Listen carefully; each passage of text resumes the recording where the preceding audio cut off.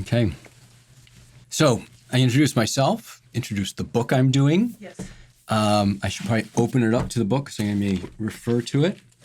I'm Dr. Todd Johnson, the Brehm Chair of Worship Theology and the Arts at Fuller Theological Seminary. My expertise in particular is in the area of worship and mostly in the practical concerns of churches. At this time, I'd like to talk to you about the book of Judges.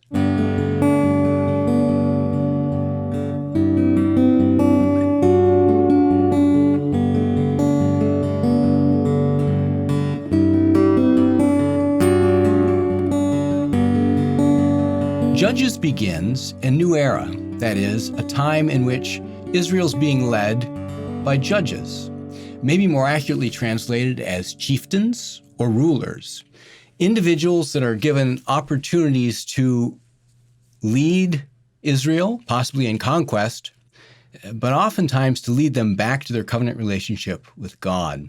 There's a number of great characters who are judges in the book of Judges. Some were military leaders, like Barak and Gideon. Some were prophets, like Deborah and Samuel. Some were Nazarites, like Samson. And some were priests, like Eli. You'll be surprised, however, when you look at the people who are judges, how many of them wouldn't pass a background check today. These are unusual choices. So keep in mind this theological perspective. The people God chooses for God's purposes says more about God than it does the people God has chosen. The book of Judges is also a book that introduces us to the cycle of retribution. This might be understood by some of you who might be my age that had music classes in the 70s where your music teacher would play Drop the Needle for a test. That is, they'd put on a record like Rhapsody in Blue or Beethoven's Ninth, put the needle somewhere on it, and you'd hear it and have to identify it.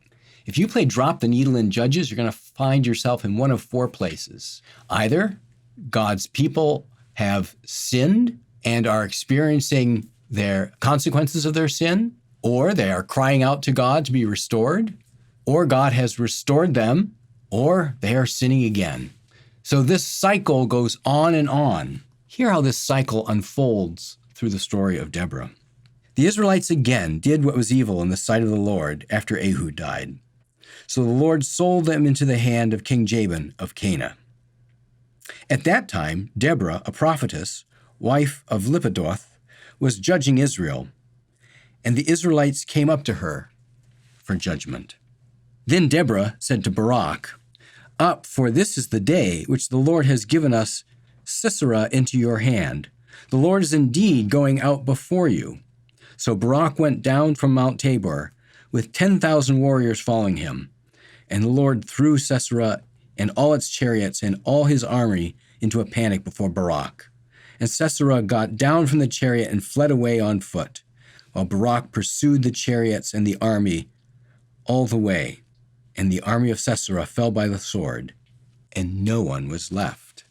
So on that day God subdued King Jabin of Canaan before the Israelites, and the land had rest for 40 years. And the Israelites did what was evil in the sight of the Lord, and the Lord gave them into the hand of Midian for 7 years.